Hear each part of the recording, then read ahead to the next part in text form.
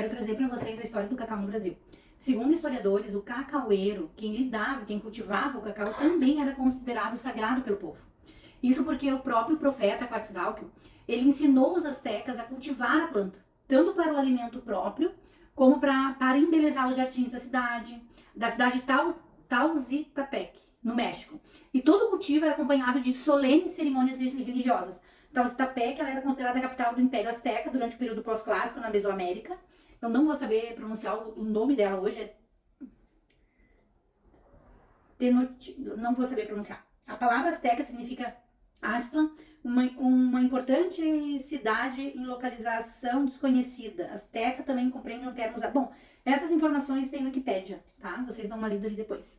Em 1758, o botânico sueco Carlos Linne, ele era sueco, Carlos Linne, grava esse nome.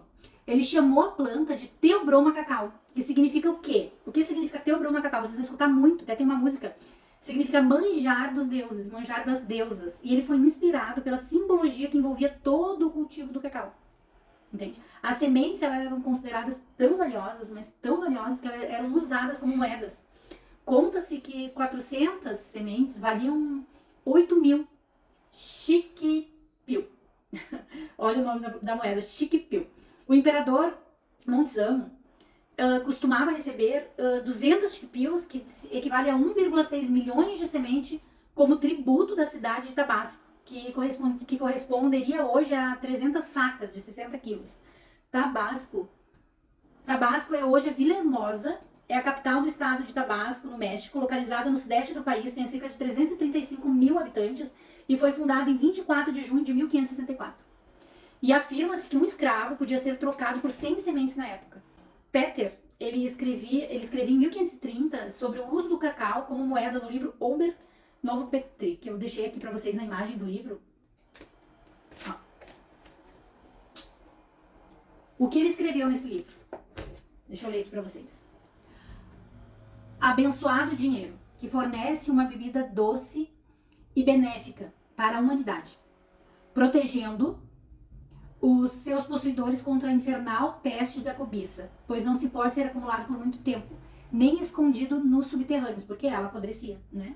Então ele escreveu isso no livro e faz muito sentido, né, sobre a cobiça. A chegada ao Brasil. O cacau ele foi ganhando importância econômica com a expansão do consumo do chocolate. E com isso várias tentativas foram feitas visando a implementação da lavoura, né, da lavoura cacaueira em várias regiões. Muitas vezes sem condições de clima e muitas vezes com as condições de clima. E o solo, eles adaptavam o solo à sua origem, né? E assim a semente foi se disseminando gradualmente por todo o mundo. Em meados do século XVIII, o cacau ele tinha atingido o sul da Bahia. No século XVIII ele atingiu o sul da Bahia e na segunda metade do século XIX ele foi levado para a África, oficialmente para ser cultivado, né? Ele começou no Brasil em 1679, através da Carta Régia, que autorizava os colonizadores a plantá-lo na sua região, nas suas terras. Antônio Dias Ribeiro, em 1746, recebeu algumas sementes do cacau. Ele era colonizador francês. Luiz Frederico, ele introduziu na Bahia. Foi Luiz Frederico que introduziu na Bahia. O primeiro plantio no estado foi feito na fazenda Cubículo, às margens do rio Pardo, no atual município de Canavieiras. Só em 1752 foi feito o plantio no município de Ilhéus. O cacau se adaptou ao clima do solo sul da Bahia muito facilmente e a região alcançou a produção de 95% do cacau brasileiro. Ele ficou no Espírito Santo com 3,5%, na Amazônia com 1,5%. O cacau, o Brasil no caso, né, ele é o quinto produtor de cacau no mundo, ao lado da Costa do Marfim, da Nigéria, de Camarões. Em 1979, 1980, a produção brasileira do cacau ultrapassou 310 mil toneladas. Cerca de 90% de todo o cacau brasileiro é exportado. A bebida era servida em celebrações festivas, ritos de passagem, rituais sagrados, luto, e alguns consideravam como remédio. Ele era utilizado pelas civilizações Mesoamérica, como os maias, né, os astecas, os toltecas, os olmecas, principalmente como fonte de alimento. Ele era uma rica fonte de alimento. que trazia o sustento, né, da necessidade do povo. Ele era considerado um alimento sagrado, fazendo parte dos mitos dos povos, né? Ele era considerado o néctar dos deuses, isso, ele era considerado o néctar dos deuses, trazendo vigor, energia e poder para quem consumia. Ele era o alimento dos deuses, considerado a semente mais rica do planeta. Essa planta tem uma fonte, um poder absoluto. Ela contém muito magnésio e antioxidante. Hoje em dia, várias coisas, tem uma lista de magnésio para se tomar, e tudo isso se contém no cacau. Ela é uma propriedade transmissora de rejuvenescimento. Então o cacau, ele é rico em nutrientes, ela é uma bebida amarga, que não tem efeito alucinógeno, não tem efeito alucinógeno como outras medicinas, mas ela faz uma abertura de um portal do cardíaco. Eu vou colocar para vocês aqui, eu tenho uma lista dos magnésios que se tomam para várias questões assim na vida pessoal, e o cacau, ele substitui tudo isso, né? O nome científico dele, como eu já trouxe para vocês, é Theobroma cacau, que significa manjar dos deuses. Ele era tão valiosa para os povos, né, que foi utilizado como moeda de troca. Eu trouxe para vocês, deixa eu procurar aqui para vocês. Eu tenho algumas listas de magnésio que se toma, que, por exemplo, se a pessoa tá sem energia, desanimada, magnésio de malato, tem alguns chás também, memória ruim, magnésio de treonato, intestino preso, magnésio de citrato, sono ruim, o treonato também, inositol, magnésio de glicina, para ansiedade. O cacau, ele contém tudo isso, todos os tipos de magnésio contém, entende? No cacau. O cacau, ele é uma bebida magnífica. Não existe palavras para descrever o quanto o cacau pode beneficiar o nosso organismo, o nosso corpo, a nossa energia.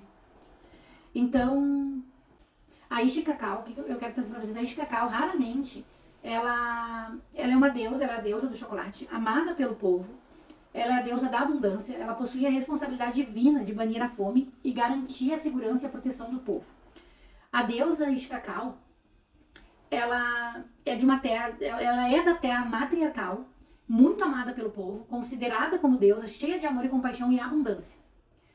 E com toda a queda, de todo esse olhar, de toda essa energia, as pessoas passaram a vibrar na energia do patriarcado, que é uma energia mais dominante, que é uma energia mais forte, que é uma energia, não que o matriarcado não seja forte, mas ela tem toda a sua divindade, né?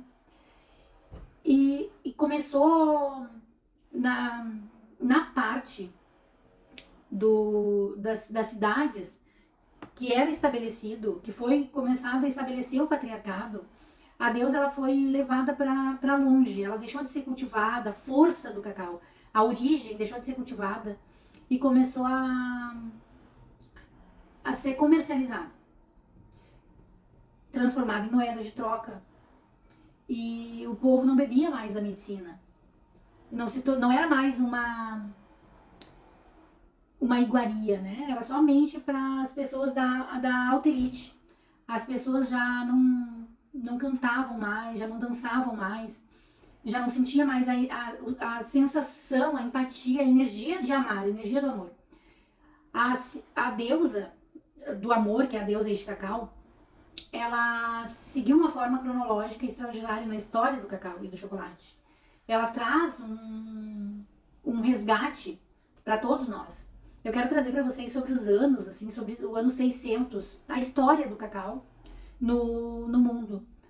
Em 600, o chocolate, o cacau, nasceu na América pré-colombiana, né? Há cerca de mais de 5.000 anos. Os primeiros registros do cacau na civilização dos maias foi no século VII. Os maias faziam uma bebida tônica com a semente do cacau e eles utilizavam já em cerimônia. Era algo muito comum para eles. Em 1502, Cristóvão Colombo descobriu o chocolate, mas eles foram conquistador e atentaram não só para a semente, mas também para as árvores. Em 1513, Hermando relatou que havia comprado um escravo por 100 sementes de cacau. E isso chamou muita atenção. E eles começaram a observar o valor da semente, o quanto era importante o cacau para comercializar os escravos, para a troca. Então foi onde eles começaram a olhar para tudo isso.